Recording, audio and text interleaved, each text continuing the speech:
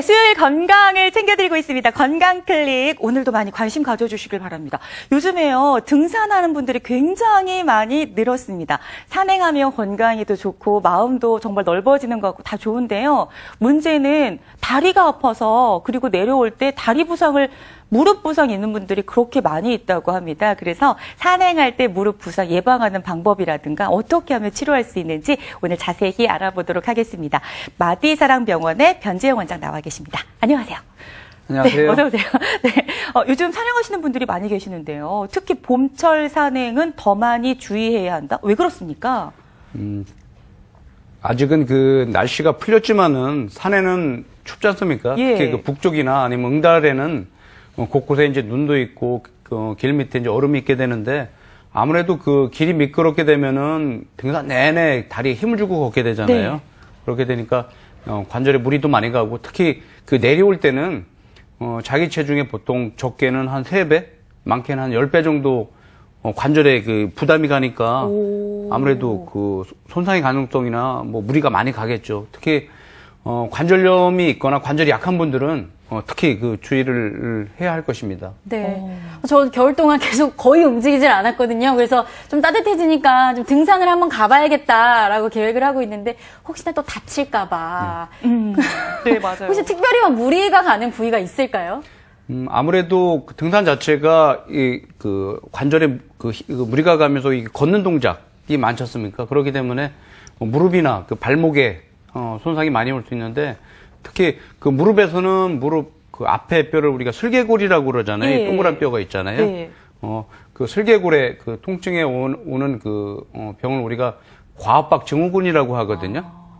그런 병이 등산 시에 쉽게 올 수 있고요.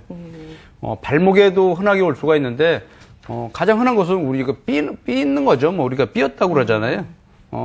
아니면은 그 삐는 것이 더 심하게 이제 좀 진행이 되거나 이제 많이 다치는 경우는 인대가 파열되는 경우도 있습니다. 그렇군요. 저도요, 이렇게 산에 좀 올라가면 올라갈 때도 조금 힘들긴 하지만 그래도 올라갈 땐 잘 못 느꼈는데 내려올 때 무릎이 좀 이렇게 아픈 듯한 거 약간 네, 느끼게 네. 되거든요. 근데 지금 말씀하신 거 들어보니까 슬개 대퇴 과압박 증후군. 저는 보고 읽어도 어렵습니다. 네. 이게 도대체 어떤 것을 말하는 건가요? 잠깐 그림을 보면서 예. 설명을 드릴게요. 무릎 앞에는 이렇게 둥그런 뼈가 있습니다. 그걸 우리가 슬개골이라고 그러는데요. 네, 톡 튀어나온 부분. 예, 앞에, 무릎 앞에 뼈예요. 네. 슬개골은 그 뒤에 있는 이제 우리 그 허벅지에서 내려오는 그 대퇴골의 그 뼈하고 관절을 이루는데 이쪽 슬개골하고 대퇴 관절 사이에 이 부위에 있는 연골에 네. 무리가 가서 통증이 오는 병을 우리가 과압박 증후군이라고 하는데 실제 이제 그 무릎 사진을 보면 이 무릎 앞쪽 주위로 오는 그 통증이 대부분 이것에 기인하는 통증이라고 볼 수 있는데요. 이런 그 과압박 증후군으로 그 통증이 오는 분들을 우리가 검사를 해보면은 네. 잘 오는 분이 따로 있습니다. 모든 그래요? 사람들이 다 이런 병이 오는 건 아니고요. 보시면 정상적인 사람들, 통증이 안 오는 사람들을 보면 슬개골하고 대퇴골 사이에 이 관절의 간격이 안쪽하고 바깥쪽의 간격이 어느 정도 유지가 되죠. 저기 물렁뼈 이런 거 있는 건가요? 예, 그렇습니다. 그렇군요. 예. 예, 그런데 이런 과압박 증후군으로 인해서 통증이 잘 오는 분들을 보면은 간격 차이가 좀 많이 나죠, 그죠? 대부분 부딪히는군요, 뼈끼리. 네, 그렇습니다. 한쪽은 넓고 한쪽은 좁기 때문에 좁아진 쪽으로만 이게 우리가 무릎을 쓸 때 아프시겠네요. 그쪽만 닿고 무리가 가겠죠. 네. 네. 그래서 오는 통증을 말하는데 대표적인 그 증상은 등산 갔다 내려올 때, 네. 올라갈 때보다 내려올 때 더 아프다고 그래요. 또 하나는 평소에도 계단을 내려올 때. 그래서 아픈 거군요. 예. 부딪히니까. 이외에도 뭐 이제 무릎을 구부렸다 펼 때라든지 네. 그런 상황에 주로 무릎 앞쪽에서 통증을 느끼는 것을 말합니다. 네. 아니, 그러니까 무릎 앞쪽이 아프다고 말씀하시는 분이 계세요. 이게 바로 슬개 대퇴 과압박 증후군. 예. 근데 이 진단이 조금 까다로울 것 같은데 어떤가요? 진단은 사실 어렵지는 않고요. 첫째, 아픈 증상이 특징적이기 때문에 네. 진단하는 거 그렇게 어렵진 않은데 그걸 검사를 통해서 하는 방법도 슬개관절을 보는 특별한 엑스레이가 또 있고요. 또 뭐 MRI 같은 정밀 검사를 하면은 어느 정도 네. 확인이 가능합니다. 지금 뭐 이게 진단은 이제 의사 선생님들께서 네, 하시는 네. 거고 네. 우리가 궁금한 건 치료. 네. 어떻게 하면 빨리 잘 치료할까? 또 제대로 치료할까? 이거거든요. 어떻게 하면 될까요, 선생님? 앞서 말씀드렸듯이 그 뼈에 구조적인 문제가 있는 경우가 네. 많거든요. 그래서 뼈에 간격 차이가 있는 분들이나 아니면 다리가 이렇게 휘어 있는 분들 있지 않습니까? 우리 이게 이제 옷자다리라고 하죠. 네. 특히 한국에는 옷자다리가 많은데 이런 분들은 그 과압박 증후군으로 인해서 통증이 올 수 없는 분들이거든요. 그래서 그걸 어떻게 되돌릴 수는 사실 없고요. 그래서 일상생활할 때 그런 분들은 등산의 그 강도를 좀 낮춘다든지 네, 네. 아니면 집 근처에 있는 야산을 올라간다든지 그런 그 좀 이렇게 관절을 아끼는 것이 가장 중요하고요. 그거 이외에도 필요하면 뭐 이제 약이나 이제 뭐 주사 치료를 할 수 있겠지만은 일상생활을 할 때 좀 그래도 난 등산을 좀 하고 싶다면은 근육을 좀 강화시킨다든지 아니면 관절을 좀 스트레칭을 해서 유연성을 만드는 것이 좋을 것 같습니다. 평소 운동을 또 해주셔야 되는군요. 또 무릎도 그렇지만 이제 발목 약하신 분들도 계시고 맞아요. 또 등산 갔다 오고 났는데 발목이 너무 아프다 이렇게 말씀하신 분들도 계신데 이 그 발목에는 어떤 부상들이 발생할 수 있나요? 우리가 왜 쉬운 말 발목 삐었다고 그러잖아요. 네. 발목 삐인다는 얘기는 뭐냐면 주로 이제 발목 바깥쪽에 인대가 이제 무리가 가는 걸 우리가 삐었다고 그러는데 이것이 더 이제 좀 심하게 다치면 인대가 끊어지기까지 하거든요. 잠깐 그림을 보시겠습니다. 대부분 우리가 발목을 삐었다고 하는 손상은 이렇게 발목이 안쪽으로 이렇게 접질러지는 걸 얘기해요. 이렇게 이 방향으로. 네.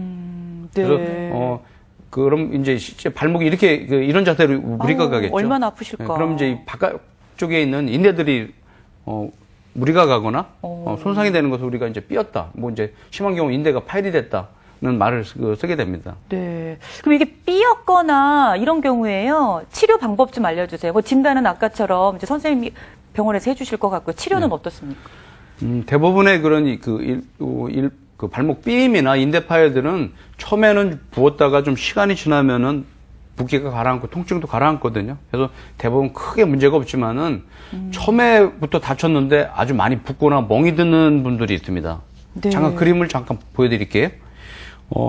그림에 보시면 중앙에 있는 그림을 보시면은 퉁퉁 많이 부셨네. 부어 있고 이렇게 멍이 들어 있잖아요. 네, 네. 이런 경우에 우리가 이제 그 검사를 해보면은 우리가 발목 엑스레이를 찍으면서 부하 검사를 할 수가 있는데 부하 검사라는 것은 발목을 이렇게 꺾어서 보는 거거든요. 네. 그래서 많이 벌어지는 경우에는 인대 손상이 있는데 네. 이런 경우에는 초기에 얼음찜질을 하고 좀 다리를 올려놓고요.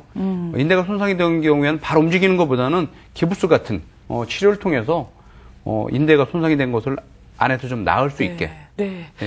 평소에 운동을 좀 해주시고 또 이런 부상이 일어나면 이제 찜질도 해야 된다. 자, 마지막으로 좀 산행하시는 분들을 위한 조언, 주의사항 말씀 좀 부탁드리겠습니다.